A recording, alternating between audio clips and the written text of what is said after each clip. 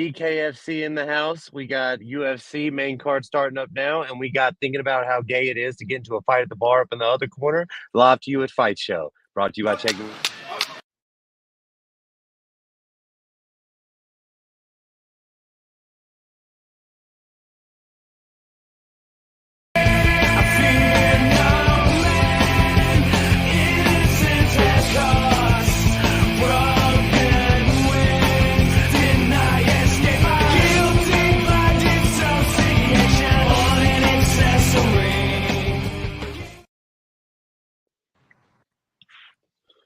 Not too shabby for your first cold open, Tanner. Not too shabby, buddy. Fight Show episode 31 for our Spanish friends.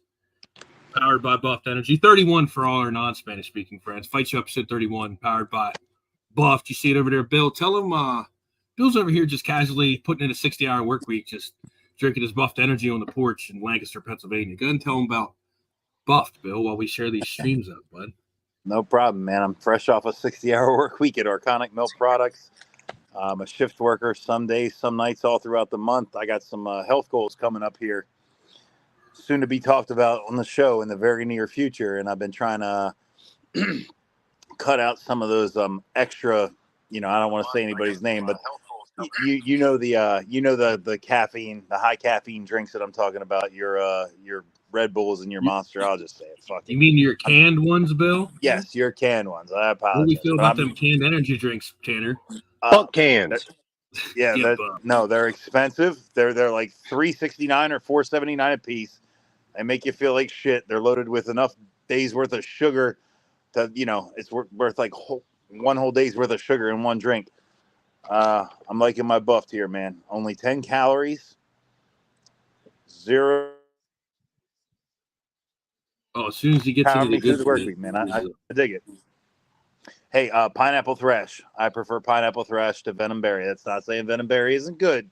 I just prefer pineapple thrash. And with that being said, Tanner, I got my little stream shared out, buddy. How you been, man? How's things out in Wyoming? Doing pretty good. A lot of things are kicking up. Some of the MMA scene out here, we got 3 guys at our neighboring gym, Outlaw Fitness MMA, looking to step up and get some amateur fights and everything going.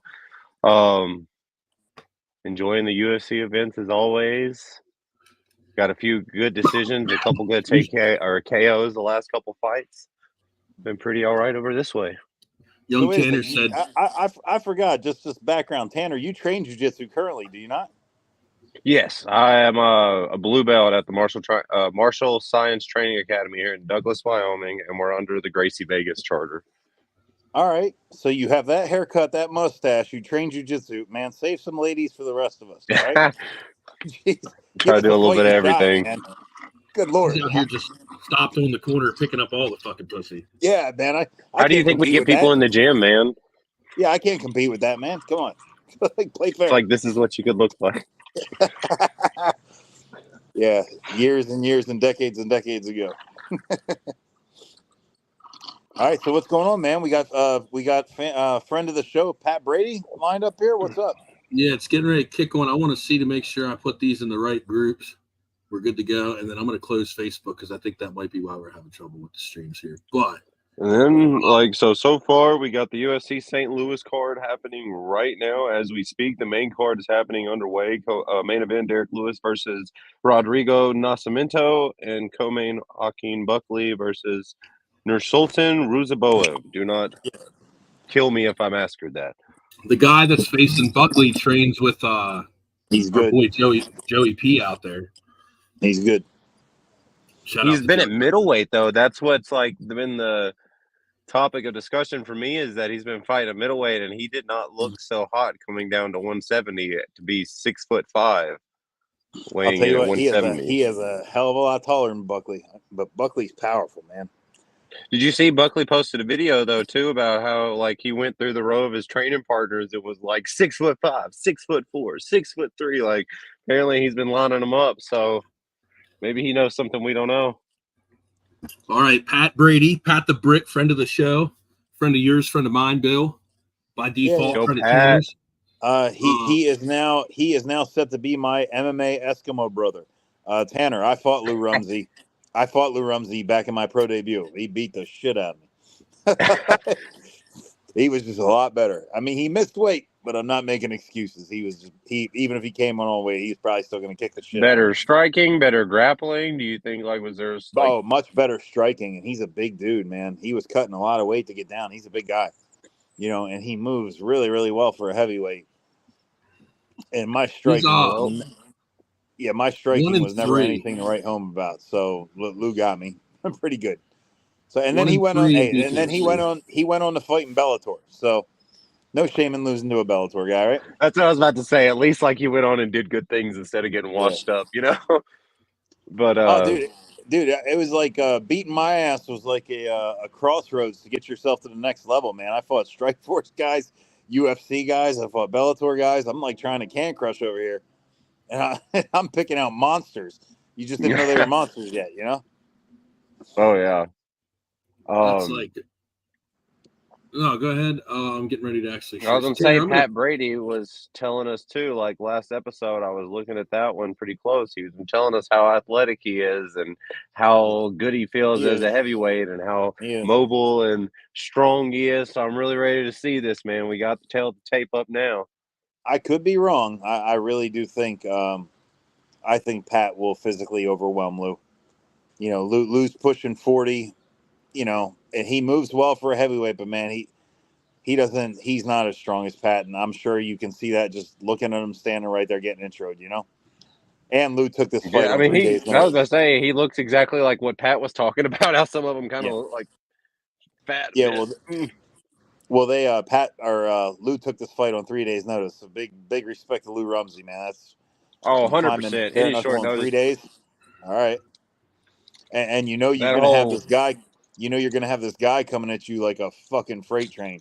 Like Pat's aggressive as they come at the heavyweight level, And I mean, it's man, that whole anywhere, anytime thing, me and my wife were just discussing today about how it's a dying breed nowadays. So to have people like that, I just don't think people understand the value in really having somebody nowadays in the age of cherry picking fights, of cherry picking your career whenever you win a few, that anywhere, anytime is such a value to have.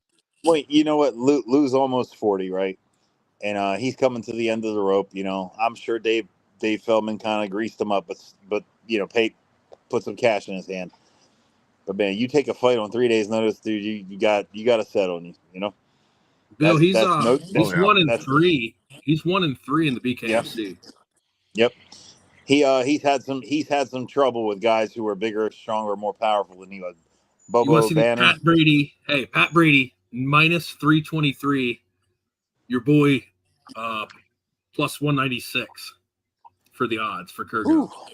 Yeah, Lou's a good counter striker and stuff, but I don't know. Like I said, he's probably almost 40 years old, if not a little older. Before we get into this now, too, the BKFC, I just want to give a shout out to, sorry if I murder this again, Esteban Ribovich, whatever his name is on UFC.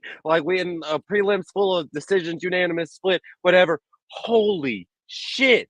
What a head kick, shin to the mouth, Yeah, shin to chin, baby. You could just call him $50,000 richer. Oh my God, man! I felt so bad because I like Terrence McKinney. He's exciting. He doesn't put on boring fights. And then, my God, you're going to be on every highlight video for the next fucking 10 years. It's but it's remember that Mike Bisping said.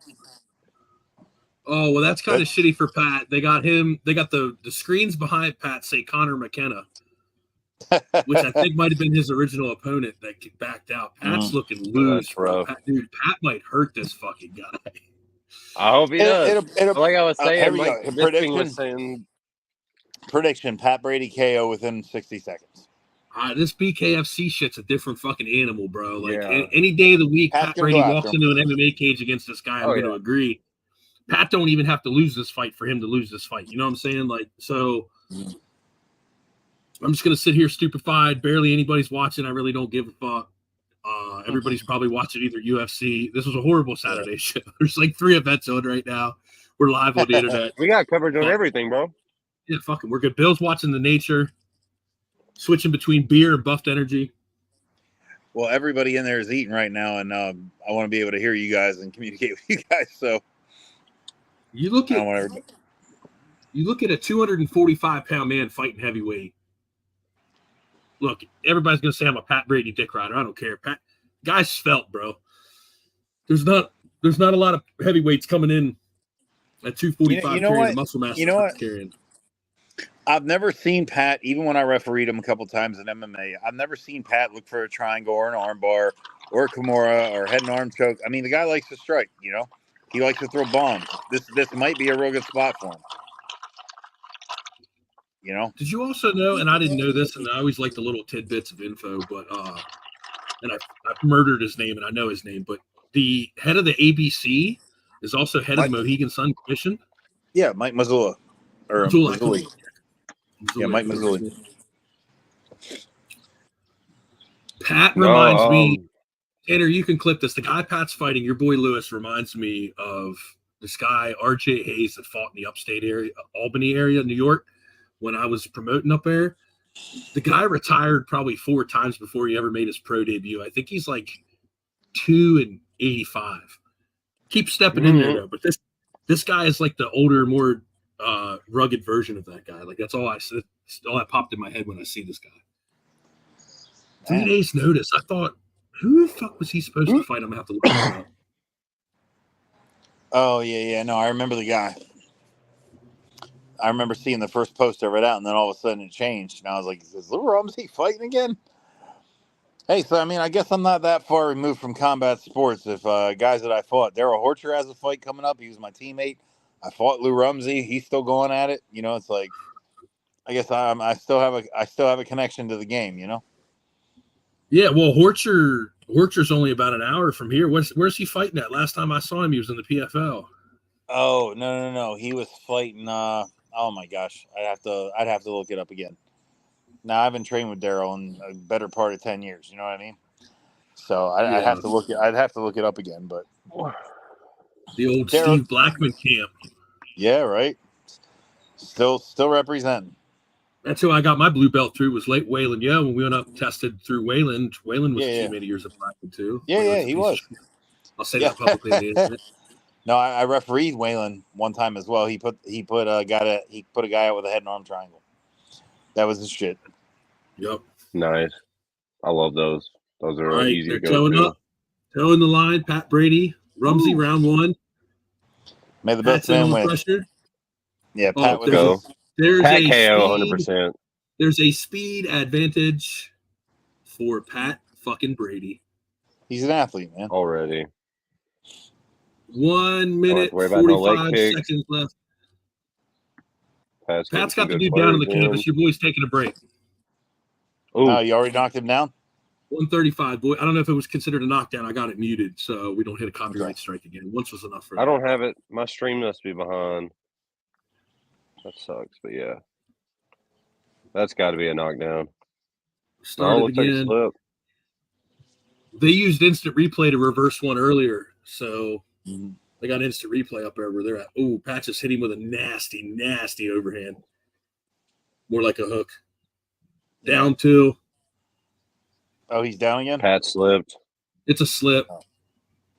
No, Rumsey slipped again. Oh, no, he's giving him a count. He's good. I'm not used to trying to do play-by-play on BKFC. Pat just got hit with a decent shot. Mm-hmm. Oh, he hit the canvas again. Face plant. Am I behind you, Garrett? Probably. I'm at 41 seconds left in the first round.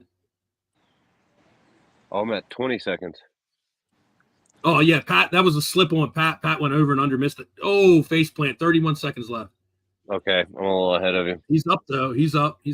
Yeah, don't ruin it, Tanner. I got to give one. Every stream we watch, goddammit, I got to be the fucking odd man out. Maybe I'm just closer. Where's it at tonight? It's Connecticut, Mohegan Sun. So big Mohegan, not the one I was at PA, the big one. So Rumsey's been down twice? Officially twice. Pat just stung him again, bro. I mean, like I said, the guy took the fight on 3 days notice. Into round 1. The second one was a face plant, and then dude, Pat Brady made it out of round 1. That's crazy. All right. I didn't think that was going to happen. Let's go, Pat. We got big boy Rebellis to Spain about to fight on UFC 2, combined UFC fight time of 37 seconds across 4 fights. He should Well, knock that not guy UFC out. fight time, but combined fight time of 30 seconds in his last 4 fights. What's his name? Waldo Cortez Acosta or something like that? Yeah, he's getting slept. I think they just fed this guy to the wolves, to be honest. Yeah, he doesn't really have any power. I've seen him fight 2 or 3 times in the UFC. Like, there's nothing going Lou's on. looking a little defeated in his corner, too, now, going back to Yeah, he took the fight on BKFC. 3 fucking days' notice. Tuesday or Wednesday afternoon, and he was eating lunch and got a phone call. What are they doing? They're checking the doctor with Lou. Yeah, they he's got probably a contusion. I didn't see any blood, so it's probably just a eye swole up. Yeah. Over under 30 seconds, Rebellis to Spain. Under. Over. No, over. Yeah, Garrett's right. Over. Cortez Acosta is going to stay away. Over 30 under a minute to me. Got some Pat's good ready to boxing go. going on here. The doc took a second look at Lou. I want Pat to have his highlight moment. I want him to have add to his resume. A doctor stopping it between rounds, really. That's not what you want. It'd be shitty if his mouthpiece flew out and the ref took a point. Yeah. Some referees are real dickheads. Fucking assholes. Yeah, I know, right? Waldo Cortez just took Big Boy down. Smart plan. Double leg. And it is officially over 30 seconds. Pat's trying to end this dude with a single shot. I think he's headhunting a little bit too much. I think he needs to set it up a little bit more. Pat's just caveman. Yeah, Pat's caveman headhunting all the way across, pushing him down. Watch this, Garrett. Yeah, Pat probably put him out for good. What time? 110. He just shoved him to the ground. Oh, I'm at 40. Okay. Yeah, Pat Brady probably puts his lights out. Pat Brady's popping him. Yeah, Pat's just sticking that. Oh my God. He just ate a brick. As I said, Garrett, watch this. Oh. God, I don't want to get hit by Pat Brady. I'm trying to get 5 minutes. I'm waiting for you to see it. I'm at 32 seconds left. Ain't much left. Yeah, Pat, dude, this guy's throwing, and Pat's just out of the way. There's another one. Let me be the first. Let me be the first to Fight Show to say congratulations to Pat Brady on his highlight reel knockout. Congratulations, Pat the fucking Brick Brady. I said it first. Congrats, Pat, man. You deserve it. Good dude. A good dude that owes me 5 minutes in the cage. Sparring, Pat Brady. Pops him with a jab, takes him down, and shoves him down. Man. And now Waldo Cortez Acosta has Big Boy on the ground. That's wild. That's a smart plan, man. That's a smart plan. Hey, what about Chase Hooper? Did you guys know he's only 24 years old, man? Who? Dude, Chase Hooper from the UFC. He beat the piss out of that Vladislav. One dude, yeah. Whatever. And it was a tap. The guy tried to say he didn't. It was. I would have called it a tap, too. I don't know how good I am, Tanner, but we'll see how good I am. We'll see how much Pat Brady wants to conversate. But I just asked him if he wanted to come online and roast the entire UFC heavyweight division live on the internet. So we'll see. He's not even out of the cage yet. But I just messaged him. We'll see what's up. Are we talking a referee stoppage here? Or are we talking Pat put his lights out? No, he was still, for what it's worth, your boy kept getting up. Like, took it on 3 days' notice. The boy kept getting up. Yeah. No, lose the gamer. Lose the gamer. He nobody's ever going to accuse him of overtraining or like being on a strict diet, but lose the gamer, man. He's a good dude. He'll take a fight anytime. That's respectable, man. And I'll be honest with you, Lou helped Pat get his paycheck tonight. If Lou doesn't step up, Pat doesn't get paid. That's what it is. So shout out Lou Rumsey, man. Even though you whooped my ass, man, no hard feelings, bro. TKO 1 minute 41 seconds. Congratulations, Pat the Brig Brady. You think Pat would be scared to spar me for 5 minutes? You think? I think he's gonna be screaming about his mouthpiece the entire time. I know, right? Hey, if Pat ever wants 5 minutes in the cage to get that off his chest, we can do that. Just take it easy on me, Pat. Jesus Christ. I'm 8 years away from getting senior citizens discount at Perkins. All right, take it easy on me. Were some people trying to say that Chase Hooper fight wasn't a tap? Yeah. Oh no, the fighter Borishev or whatever his name is, he was saying it wasn't tapped. He might not have realized that he did it. Trying I've to had pull that the happen old before. Chael Sonnen? I've had that happen before where the guy didn't realize how bad it looked to everybody else, and you were getting worked. I mean, you were getting worked the whole fucking fight. You know, and then you're in a submission and one hand smacks against the thigh. Like as a referee, you see the hand extend, you see him think about it, and the second you see one hit, you call it. You know, that's kind of what happened. And then he tried to say he didn't tap. He tapped. Yeah, I agree. I mean, as a referee, if you're getting your ass beat, one, you got 10-8, it was 10-8 in the first round. You got worked the whole fucking round. And then we got comments. Nobody's paying attention. Our buddy Matt's in the fucking chat. Matt, are you still with us? Shit. Garrett, what the fuck? You had one job, dude. I'm over here liking and hey, somebody's got to work Facebook like a fucking whore, Bill, and you're certainly not doing it. Sitting there drinking. I am slacking on that. I'm not gonna lie. Let me check the comments page over here. I just closed. Cuban King Kong over 30.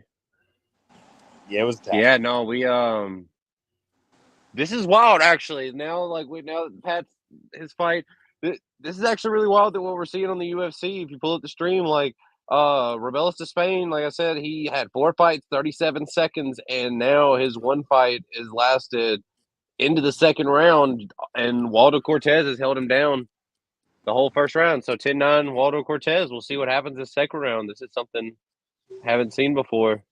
I'll tell you what, man. I mean, I hear it gets this bubble pop. Listen, if you are as big as Bellis to Spain, there is no man on this planet that should be able to hold you down on the ground.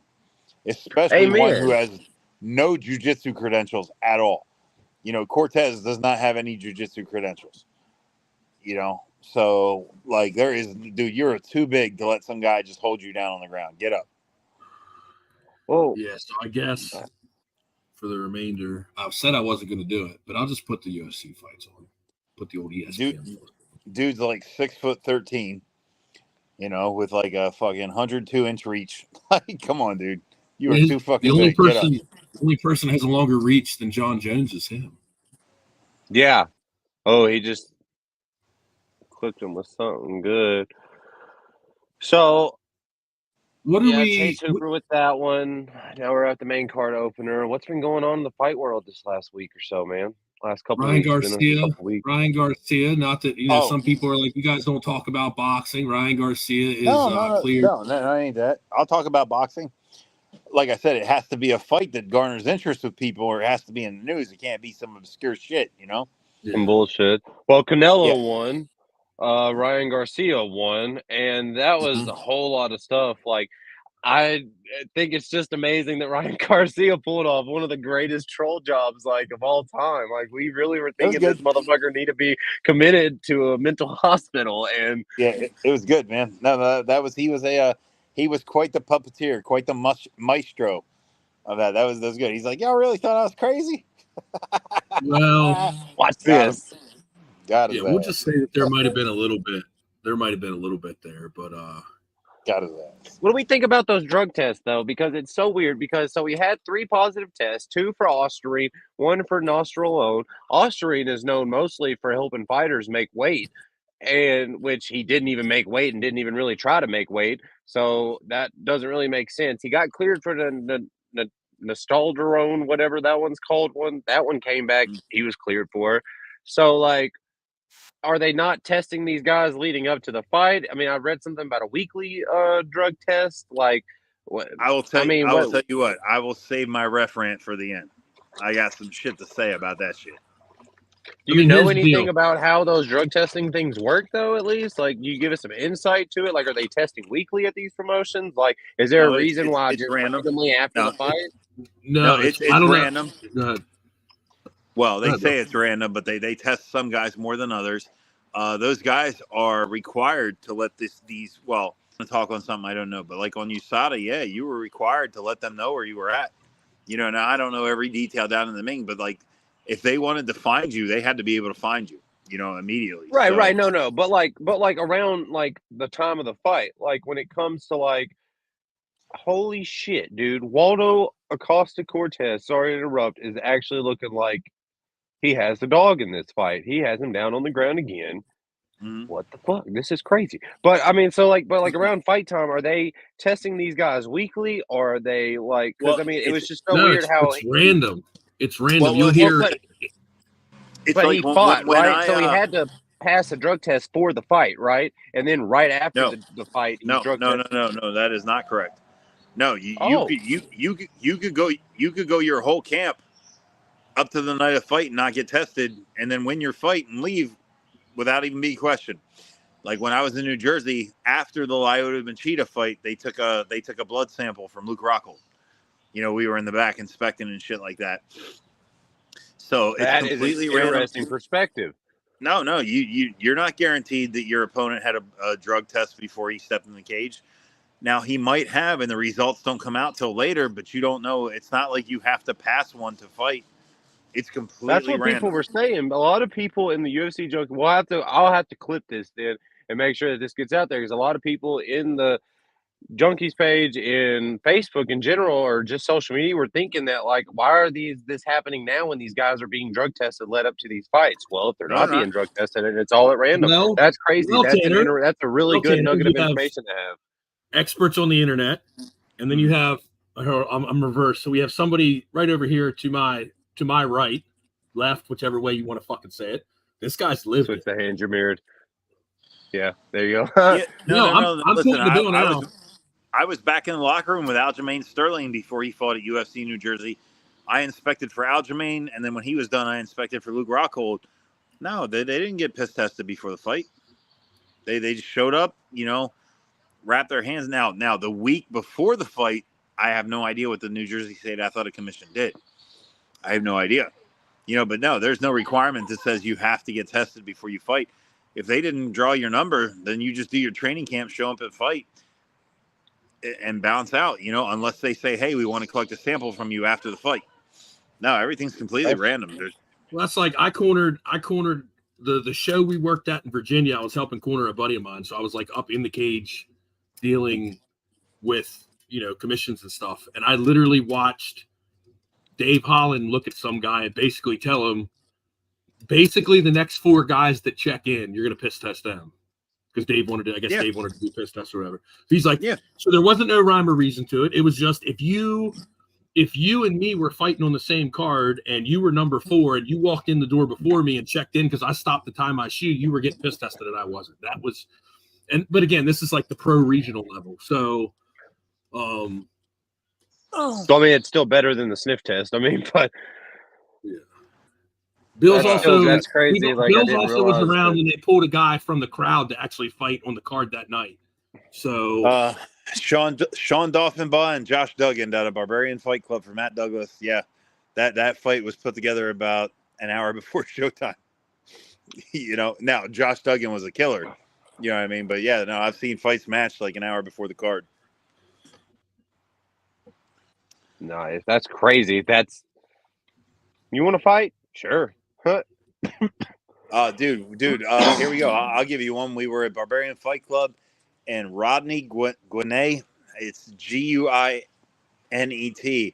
He ran a gym down in Allentown where our boy Ricardo Mangrum from Blackman's Fight Team, we were out at Applebee's after weigh-ins, and Ricardo got a fight, and he said, "Hey, do you want to fight tomorrow night?" He borrowed a pair of teammate shorts.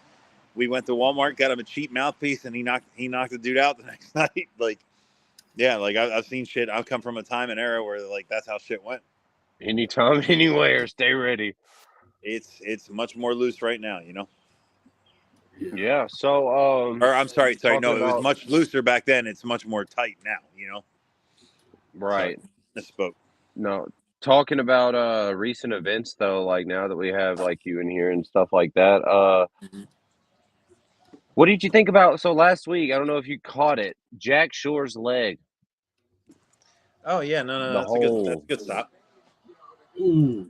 think so. Yeah, he was messed up. Hold on, I'm peeking on this Spain fight. Yeah, he just Oh. hit a Costa with an up kick, nice up kick. Or not an Dude, up kick. He got taken down and held down, and the Spain looks exhausted, man. Yeah, well, Costa Costa's doesn't been look. holding him down. Costa doesn't. It looks like he's a little burnt out. Jeez. Get after it, man. I know. He's probably down in this fight. Honestly, he's looking for a shot to put him out. And like, what is this, bro? Like, this dude just got fraud checked by Waldo Cortez Acosta. What is this? Well, let's look at much like we're going to be on the other side. Dude, this the Spain guy, he's shot. I mean, bro is, again, and we'll just say, I'm waiting for the ad to stop loading. Bro's 11-1 in MMA. Who? So as far as a good litmus test, you talk about people talking shit about people coming up through the ranks and like, shout out, I'm wearing the Bo Nichols shirt for the haters from 500 level. It was a good litmus test for him. No, dude, that hype train is derailed. Oh my God, Dana White's going to be so Completely, mad. Acosta, like, took my future heavyweight star and just did this, made him all boring. Bro's just tucking the head into the armpit, talking to somebody outside the cage. Yeah, dude is pulling a Yalton Almeida versus Derek Lewis. Like, holy shit, this is crazy. Derek Lewis looked better. Derek Lewis looks better on the bottom of a Brazilian Jiu-Jitsu black belt than this guy does. Hey, I mean, he literally just popped his head up, talked some shit, and then just went to right an elbow. Like, man, what an upset. No, dude, I remember a fight where Dana White had Eric Silva was supposed to be the next up-and-coming guy to fight George St. Pierre, and they put him against John Fitch. And Silva was supposed to knock John Fitch out. John Fitch took him down and implemented the most boring game plan you've ever seen in your life. And John Fitch had already fought George St. Pierre twice and couldn't even come close. The fight after that, they cut John Fitch. Like, because it's like, you're just fucking up my future, like, pay-per-views and my future stars and stuff. You can't beat St. Pierre, but now I can't sell Eric Silva because you laid on him for 3 rounds, Yeah. Significant ground strikes, 29-0. Shut this dude the fuck out. Yeah, he's hype train derailed big time. What were the odds on that fight? I'm curious. I know Robellis was favored. Oh, 100%. Like, bro, like, he just got fraud checked so hard. Like, there's no way he would last like a top 10, top 5 wrestler. Like, you give him somebody like, hey, maybe Costa is just that good. Minus 250 plus 205. So if you had money on Costa, you won a little bit. Okay. So Vegas, it wasn't that Vegas didn't, it's not like he was 11-1 or something like that, No, it wasn't a Bo Nickel set of numbers. Yeah. Hey, good job, Cortez Acosta, man. Speaking of Eric Silva, I remember his fight with the boy Matt Brown. That was a good fight. Yeah. Matt Brown retired this week. Matt Dawson. Sorry, Matt. We're like watching the screen. I'm not paying attention to no comments. Why did he stick his finger in the cut to check if was broken or protruding bone? And Bo hype is definitely real. I'm I wearing have the to Bo say that was Nickel probably one of the 500 level nastiest shirt. things. Like Yeah. that was probably I nastier than actually cut itself. The ref like finger fucking it. what that was back with who was that? Who was the fighter we're It talking was about? Jack Shore. Jack Shore, the cut on the leg. Dude, I don't know. I'm not a medical professional. That was the one thing that I was always taught. If I remembered nothing else from my days of officiating, if the doctor says something, you don't fucking question the doctor at all. I mean, you don't even offer your opinion. You don't sway one way or the other. The doctor's been trained through 8 years of college. He might know if something rips anymore, they're not going to be able to fix it with plastic surgery. Who knows what the doctor saw, you know? But if the But doctor then says they it's over, went to the so hospital and they said there was nothing wrong other than the cut. Like that's one of the frustrating things. You know what I'm saying? And especially in the hype at the moment, like you never know. Like something could have been swollen. It was a fresh cut. Like you no, just I it's so I frustrating because then I understand it 100%.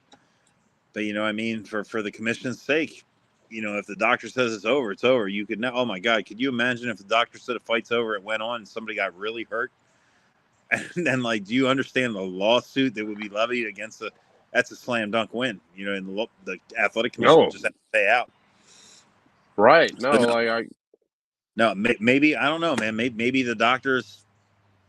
Maybe the one that was on duty that night thought if it ripped any more, they wouldn't be able to fix it with plastic surgery, and he was going to be maimed for life. I have no idea what the doctor saw, but doctor said it's I have over. to say. That was an abnormal amount of blood to come out of a leg. Usually you see blood like that from head injuries. Like I will say Yeah, that was an odd amount of blood. yeah. Who the hell knows, man? So, and yes, the Bo Nickel hype is real. Like, Bo Nickel's very good. Even his bad fights are still really, really good. Yeah, I wasn't. I mean, It's he's gonna take some shit back to the drawing board after what we saw at 300 and probably work on some stuff. oh yeah, but it was still nice. Like it was actually really Oh yeah, refreshing to watch that fight at 300 to see somebody like actually have like a little bit of a it made Bo think instead of Bo just steamrolling somebody. It was like somebody like, oh, okay, like this guy's got some wrestling. Like let's see what they can do. yeah. Listen, when you steamroll somebody, you don't learn a freaking thing. You think life is perfect and you're doing as good as you could possibly do. When you struggle a little bit and or lose, you get motivated and focused to improve. So, but Bo wasn't happy with his performance. He gave himself the thumbs down. Maybe he can watch the tape of himself. He's an elite, whether it's wrestling or MMA, he is an elite one-on-one competitor. Elite. Wrestling just translates so well to MMA. I mean, we were even talking about Oh, that of course. in my jiu-jitsu classes last week. Like wrestling, like it's not even necessarily the technique and skills, which does come in wrestling, but it's the mentality and the conditioning. Like Do you remember when Hoist Gracie fought Matt Hughes? Matt Hughes just worked him. Matt Jiu-jitsu, Hughes was wrestling, one of my everything. favorites. Like Everything. that hip takedown where like he gets Mhm. the high crotch and then like Mhm. flips the hip. Like I love that one using that. Yeah. But Here's the thing, though. I've tiptoed for like a decade because of like some facilities that we've had to work with. Like had the opportunity when I was working with the vets and my brother wrestled and stuff. So I've like tiptoed around the wrestling scene. I'm not a huge wrestling fan. I went to watch my brother. What it honestly boils down to, and people like the reason Penn State has a dynasty is because of the regimen, is because of the training. Like if Bo Nickel went to any other school, I think there'd be less hype. But as decorated as he is, the fact that he came from Penn State and their work regimen, and the fact that now ATT Happy Valley is right there. So I'm literally hoping for the next 3 to 4 to 5 years, you start seeing these guys do their Olympic trials, maybe do what they want to do, but they have another path now with MMA. And I think people don't understand. They're a dynasty for a reason.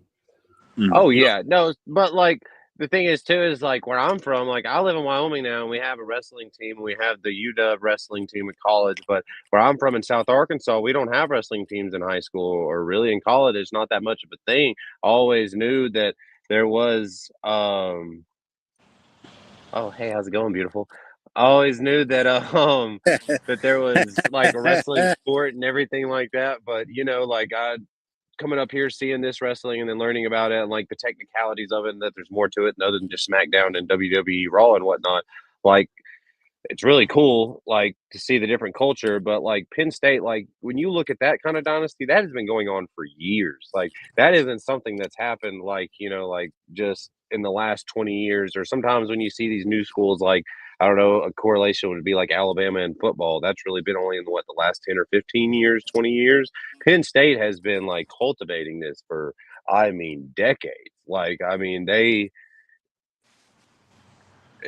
really what it takes to get to where they're at. I'll argue with people in Iowa and all. And again, I'm not a huge wrestling fan, but the wrestling that these guys go through into the regional, like the state level with the high school, and then just the collegiate stuff. Like, this is some of the hardest high school wrestling in the country where we live. It's like, not any question.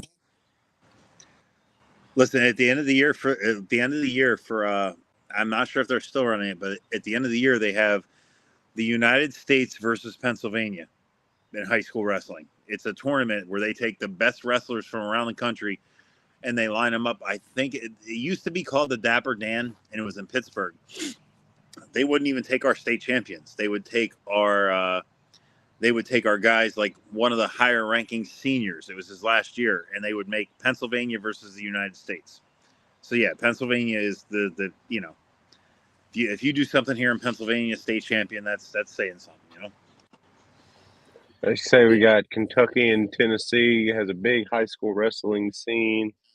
In Australia, and usually not a whole lot out there in Australia. I will say that wrestling has definitely become more of an American thing. Like, you go, like, I've heard the stories about jiu-jitsu guys that go to jiu-jitsu tournaments in Ireland or in another European country or something, and they're like, it's 100% different. Like, there's no wrestling, there's no sprawling, there's no anything like that. Like, it's all judo. And I don't understand all the intricacies, but you got like freestyle and folk style. And I think folk style, I might be speaking wrong, somebody correct me if I'm wrong, but like folk style is definitely the more Americanized like version of it. Freestyle is more like what you see in the Olympics.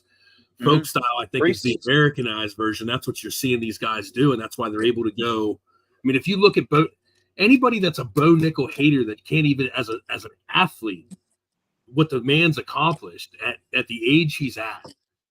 Like I said, this whole ATT, you guys don't understand. Just seeing the building and being there and looking at the facility, and Penn State's 10 minutes up the road, you got access to one of the best training facilities on top of access to one of the best. That's why Bo goes down to Florida and trains at the fucking main shop down there. Like, the heads that come through ATT in Florida, I mean, you could just start rattling off fucking names of guys that train at ATT down there. Fucking Poirier, Mike Brown's the coach. Like, he's got access to all this on top of the amazing athletic pedigree. No, this is not the Bo Nickel show. I'm just pointing out the obvious for the fucking haters. That's why I'm wearing the Bo Nickel shirt from 500 Level. And while I'm ranting there, that's a good segue. We'll go to throw this up. 500level.com, officially licensed sports apparel for all different sports, not just UFC and MMA. Football, baseball, all licensed to the Players Associations, all official. You're not getting some bootleg shit from the back of a sweatshop somewheres. 500level.com. Code FightShow for 20% off your order. I know Bill's gotten some stuff from there. He likes it. Tanner has yet to get some, but we're working on that. I'm a fan of my hoodie.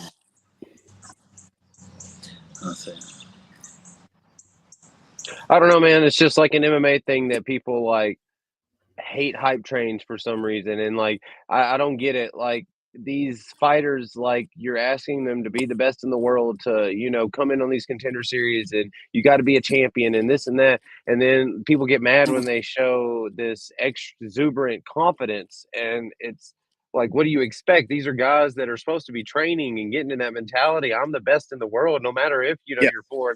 This guy is 6-0 fighting in the UFC with, finishes and all, 3-4 of his UFC fights that he's had. Like, of course, why would he not be confident? Like, it's so wild that people are looking to poke holes in his hype train and trying to talk about how too cocky he is. This kid deserves to be cocky, okay? First off. And second off, like, he's like this guy. Oh, we lost that. Taylor straight froze up. Got that. That's a great face. No, listen, I'll piggyback on what Tanner's saying. These guys, it's rare that you find an elite fighter in the UFC that does not have an extreme confidence in himself. You know, they do. Now George St. Pierre and guys like that, they might hide it a little bit better than some.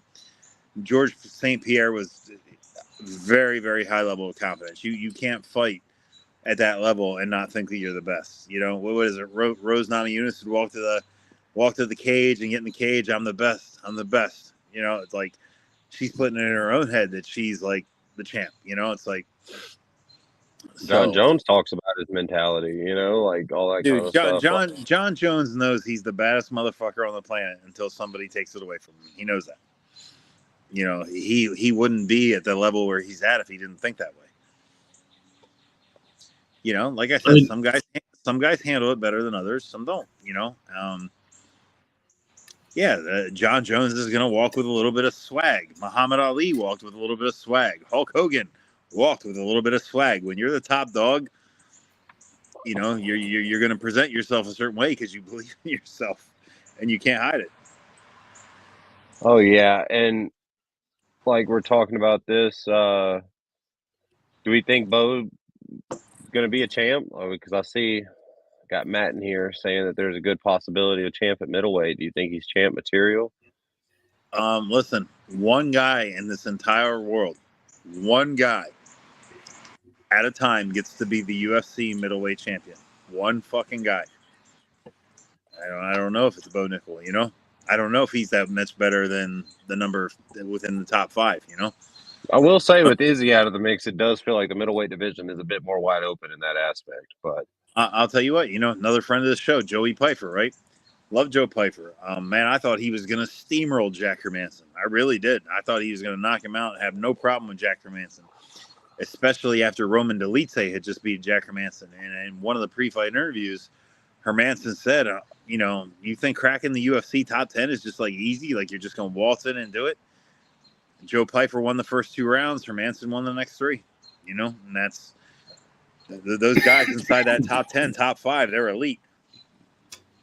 They're not just going to roll over and let Bo Nickel take their spot, you know, so we'll see, you know. There's a time, I say this a lot, people don't get it. The guy's only been striking for 3 years. That's it. Like you look at guys like Francis Ngannou, short time striker, like there's unicorns that are able to do what they're doing, and everything that he's able to do at the level that he's at, I don't like. It's probably about 3. It might be about closer to. But I'd say closer to. It's probably about 3. Bo's only been striking for like 3 years actively, and anybody that's ever. And again, you're Tanner. You're also like, you got to remember, like, you have a whole segment of the population that may have played pee-wee football, high school football, maybe even college football, even a smaller percentage, any other sport where you have guys in the fucking stands running their mouth, there's a good opportunity that you could sit that guy in front of a mic in a booth and he could call that whole game, and he has the knowledge and he knows what he's doing. This is not that sport. The percentage of guys that do this, even at a competition level, are low. I've dedicated my life to the sport for the last over 10 years and never even was able to compete because of injuries. So like it's the fact that, you know, you're a blue belt in jiu-jitsu, I'm a blue belt in jiu-jitsu, but you're still training. I'm not right now. I got injuries. So like, there's just different paths people take, but it's very few people are going to start MMA. You have a certain segment of the fan base that may have started MMA, did one fight, and maybe that was it. Or you have somebody like Bill who, Bill, 3 or 4 amateur fights, 3 or 4 pro, right? No, man. I was 7-4 as an amateur and 2-2 as a pro. Okay, so I knew it was about that. I just didn't know where the line was drawn. I think. But yeah, what is that? 15 fights total, give or take. Everybody's path is important, though, because, I mean, everybody's important in the gym whenever you go in there and train. Because, I mean, you got people that are professional athletes that are training with people that are a dentist during the day and are black belts, but they do it as a hobby. And they're important there, too, because if they weren't there, then who would the professional guys have to train with them, you know? And, like, it's but I mean, like, as far as like, I mean, even not even just hobbyists, but amateur competitors, stuff like that. I mean, we don't even have much out here in Wyoming, and I'm about to be 27, and I mean, I'm competing in jiu-jitsu, but I mean, and until I broke my arm, I had talks about competing amateur MMA, but I mean, there's not dude, I was gonna ask you why you didn't.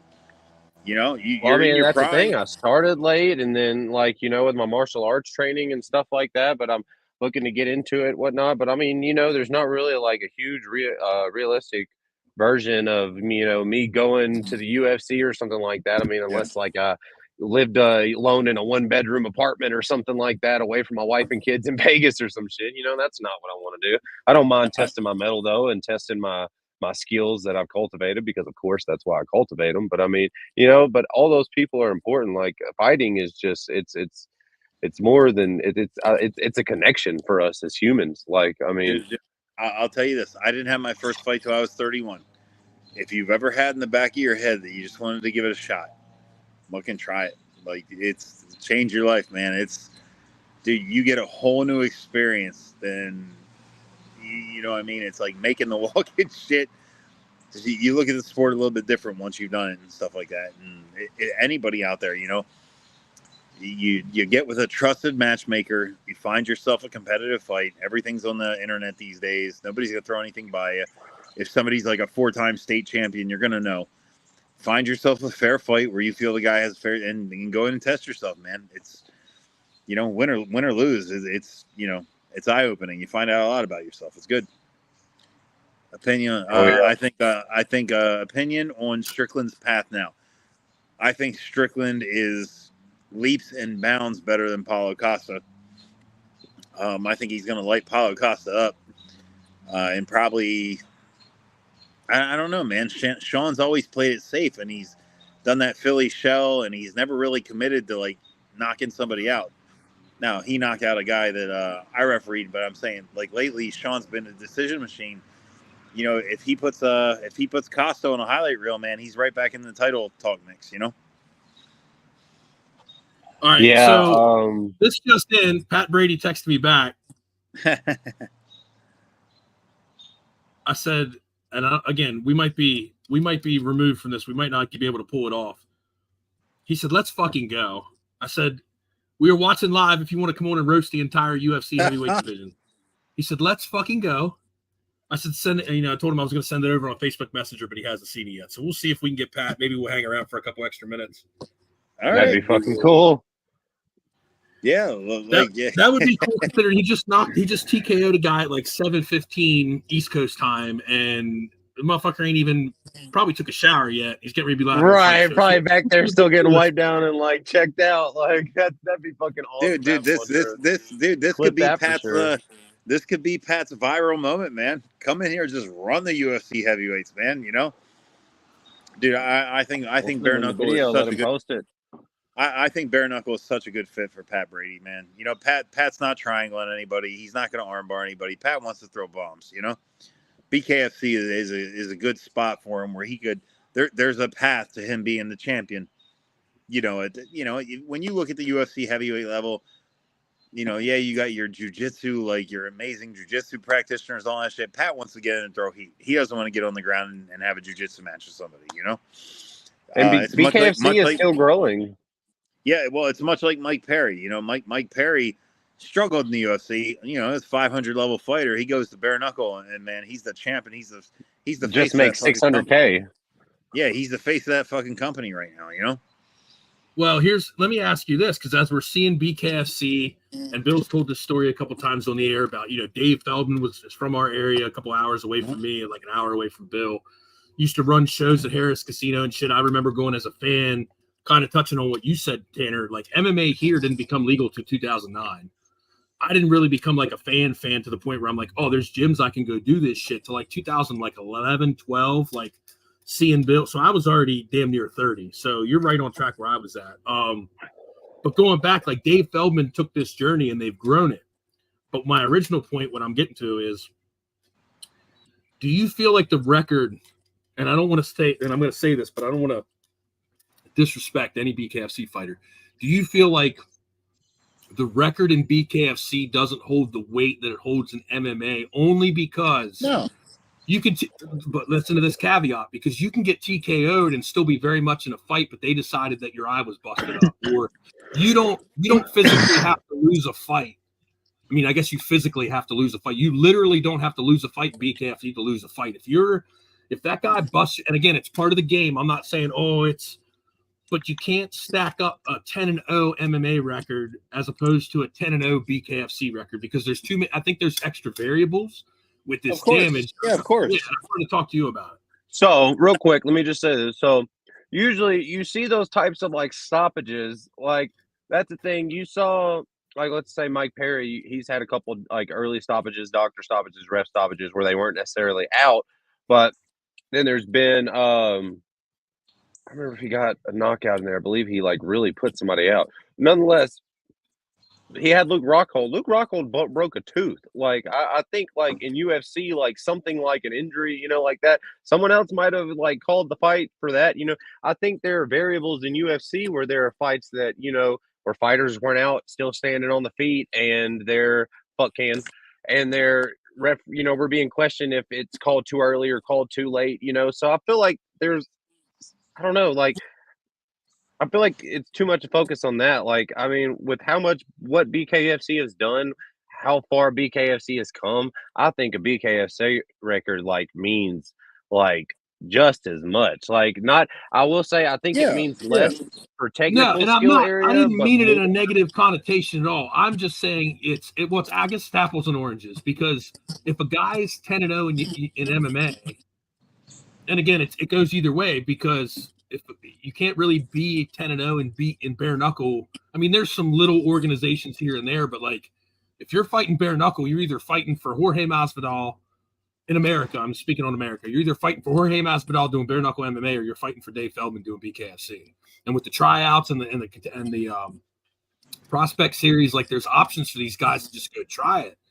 And I'm not saying any negative connotation. Like, I don't want to take anything away from these guys, because it is more savage of a sport and it's a different type of sport. But I feel like there's more variables. I wouldn't say that it doesn't hold weight. I'm just saying there's more variables to consider if somebody's got an impressive BKFC record, because you can have a guy that's very much in the fight, but the doctor stops it. Two different sports, Yeah, it's like comparing boxing to MMA records. I mean, people would argue that boxing means and more, maybe I led into that wrong. About... So scratch that. Don't clip that part, Tanner. I led into that wrong. I'm just saying it's a different kind of beast, because you have to think about the timelines. Yeah, of where everything's at. But if you look at a guy that's going to be 10-0 in the BKFC, there's a very good possibility that a portion of those fights, his opponent was still standing and ready to go. I mean, I think Eddie Alvarez was still very much in that fight. Yeah. See, that wasn't a rest stoppage. Yeah.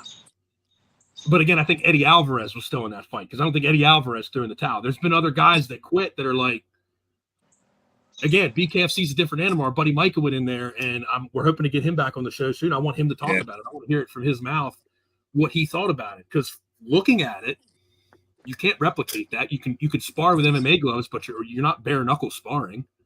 So it's still get in there and do it. You got to get in there and do it. It's just one of them things. I think we still have to look at the timelines and how new BKFC is compared to MMA too, because like we've seen 10-0 fighters in MMA. Like there's regional promotions, there's international promotions overseas that are doing it around their areas. Real quick there, because a 10-0 guy, like I just said, you can do a little bit of bare knuckle here and there. But if you're 10-0 in the BKFC in bare knuckle, you're more than likely like 10-0 in the BKFC. Right? If you're bare knuckle in MMA, Bill, how many times you stood in a cage and been assigned an officiating gig, and you looked at the two guys standing on opposite sides of the cage, and you're like, why the fuck are these two matched up? More than once. More than I'll just say more than 10. I've worked a third of the events you have, and I could say I've seen it at least 10 times. There's a couple. Some of them matchups in Virginia. I'm not gonna put their names out there. There are a couple that come to mind. There was a guy. Don't say his name. I don't even know if you remember his name. He used to. Oh my God! It was like Roy. Here I am saying his name. It's like Roy something or other. He would come to the cage in like basketball shorts with like pockets taped together, and then like the MMA Institute would be sending some guy out against him. And like And I'm cool. I'm cool with Rick McCoy. You know, Rick McCoy is shout out Rick. He owns a lot of MMA institutes down there in the Virginia area. And I would like look over. I've known Rick for a while from Cena. I'd look over at Rick as he was cornering his fighter, and I'd be like, I would literally before the fight started, I would literally mouth to him like I'd be like, Rick, what the fuck? He would just shrug his shoulders at me, and this guy would go in there and just beat the fuck out of somebody, get his paycheck, and go home. So yeah, I've seen some heavy mismatches in different areas. So yeah, there's a promotion around here, Tanner, and or in this general area, I should say, and to go to a live event to see it, there's a few times where you see these two, and maybe not right away. Maybe they look the part. Maybe the intros, everything's good, but then you start seeing stuff around the halfway into round one, and you're like, "What?" Hold on. I mean, there is some truth to you're saying. I mean, look at the matchup between Pat and that dude tonight. Like, that was kind of a no-brainer. I'll say this: I catch hell at times.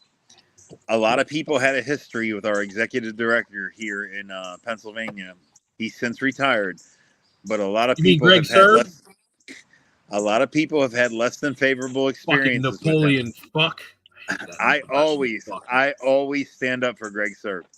He, I know it's not popular with people. It might not even be popular on this show. Greg kept a lot of like crazy matchups from happening. You know, he was on it. It was not often where Greg sent me a fight where I was like, "Oh my God, this one guy's going to get killed." You know, Greg would be a big old pain in the ass to a lot of people because he wouldn't let them cherry pick cans to, you know, where the guy was way better.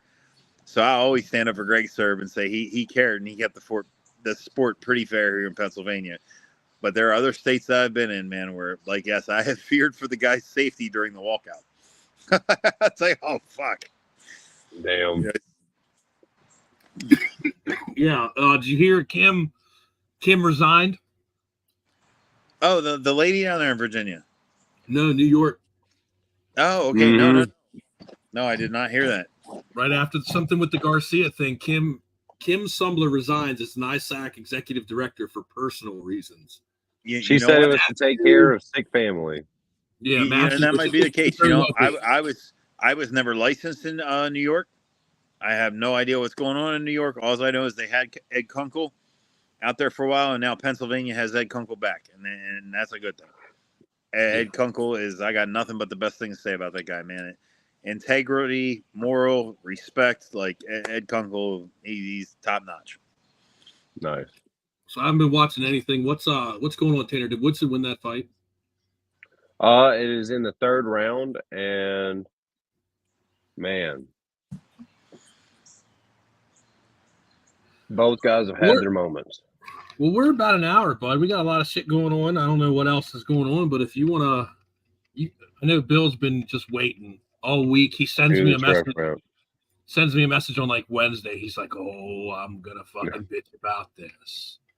So, and you know, hold on, it was on the tip of my tongue. What were we talking about earlier, Tanner? Where I was like, referent incoming. That was for the Garcia thing. Oh, yeah.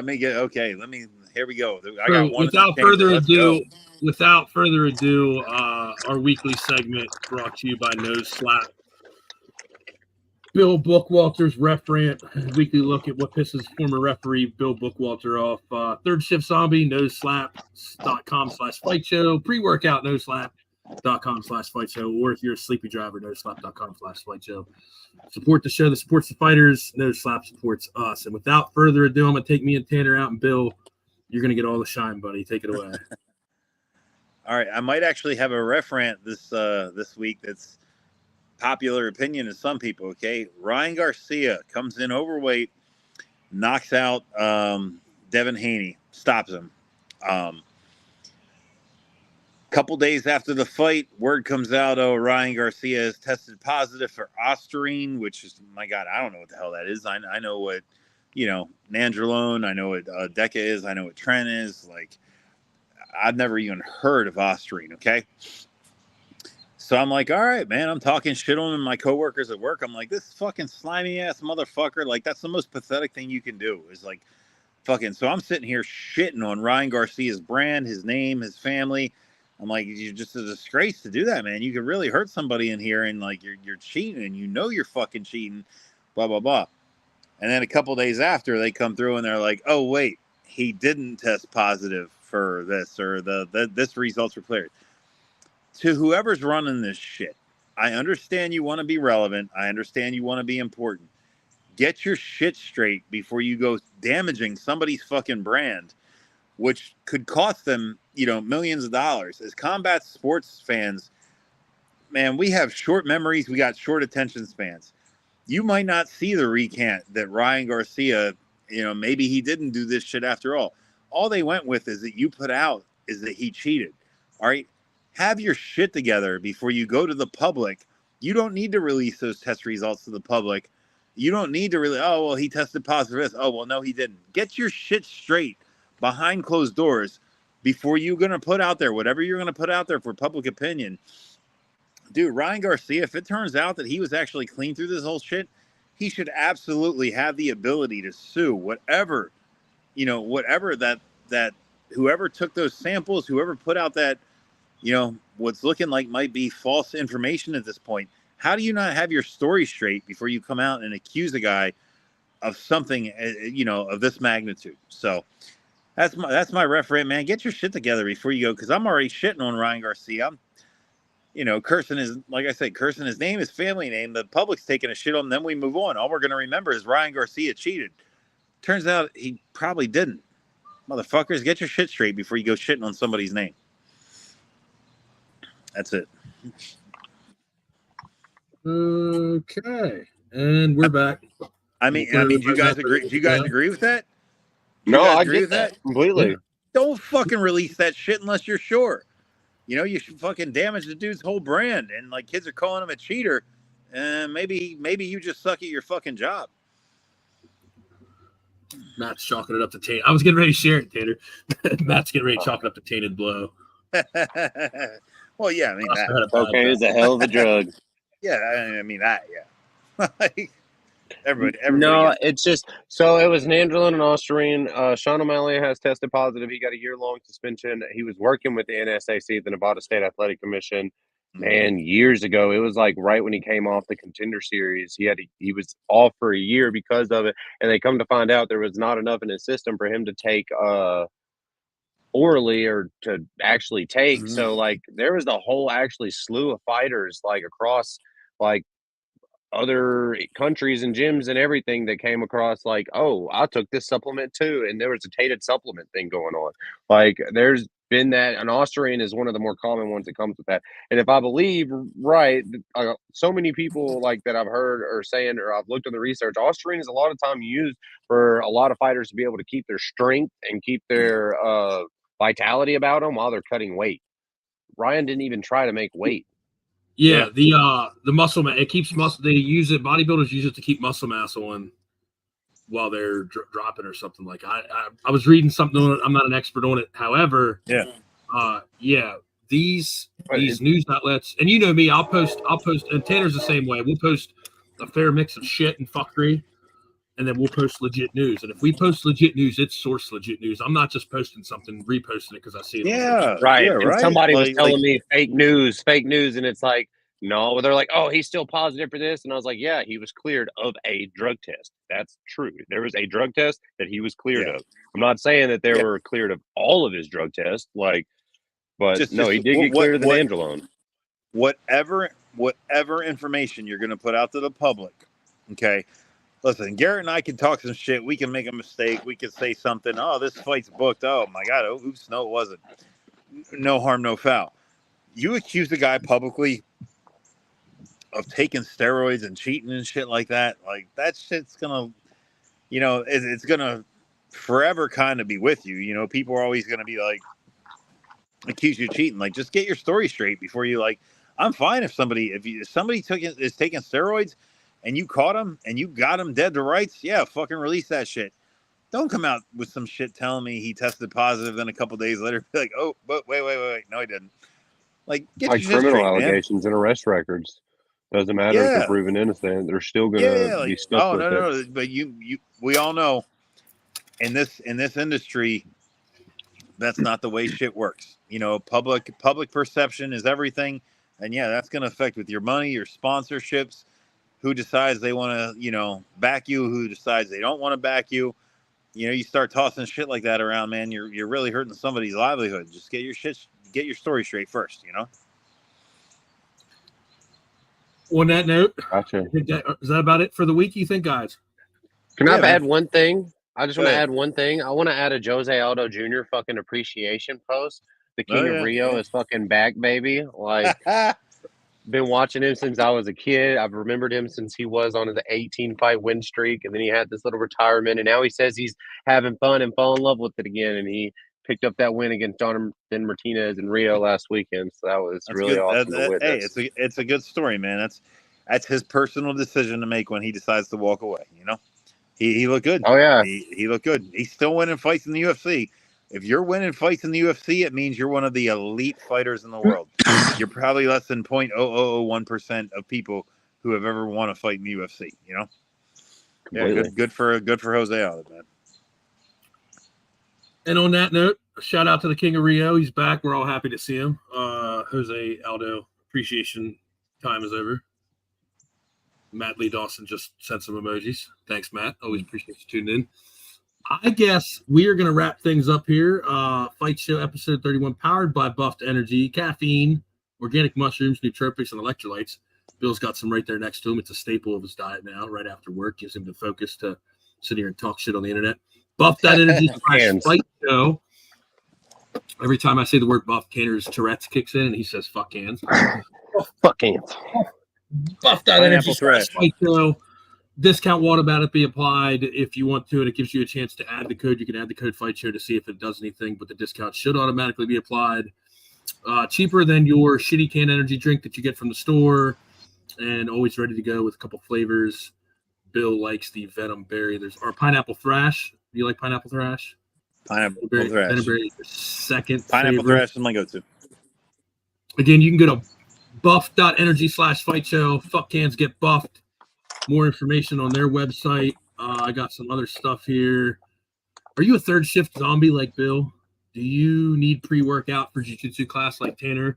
Or are you just randomly restless and driving in the middle of the night because you're like me and you can't get your body straight because you worked night shift for all these years? Noslap.com/fight show. I got it right here. The wake up stick, peppermint essential oils and smelling salts to get you where you need to be, wide-eyed and bushy-tailed. You can go to noslap.com/fight show for more information on that stuff. It's a product we use. It's a product we love. We love No Slap. Go ahead and try it out. Our buddy Matt. Don't do drugs. Do No Slap. Don't do drugs. Do No Slap. Do not snort it. Do not inhale it. You just little whiff. And get a whiff. Matt in the comments. We know Matt likes No Slap. He tried it out. Noslap.com/fight show. And if you're like me and you like to piss off the haters with the Bo Nickel shirt, 500level.com for all your officially licensed sports memorabilia. If you like football, if you're like Tanner and you show up to an MMA pod with 6 other sports teams in the background, you might like 500level.com. Go check them out. Code Fight Show for 20% off over there. They support us. As always, powered by Buff Energy. And we will see you guys next Thursday. Tanner will be with us. More stuff coming soon. Come visit Tanner over at Fight Junkies on Facebook. 80,000 members strong. We know some of them stopped in here tonight to see us. We appreciate that. So shout out to Fight Junkies. We've got some content coming in there as well. New stuff coming soon, guys. Fight Show merch for everybody that's been asking is up. We're working on different links for it. It's coming. We promise. It's live. YouTube channel coming soon. Be prepared for that. Channel's coming. More content coming. Appreciate you guys stopping in. Matt needs that Bo shirt. 500level.com, bro. Code Fight Show, 20% off. We appreciate all you guys for stopping in. We will see you in the streams, in the group, in the gutters of the MMA fan base on Facebook. Until then, Tanner, Bill, Bryce, we're out.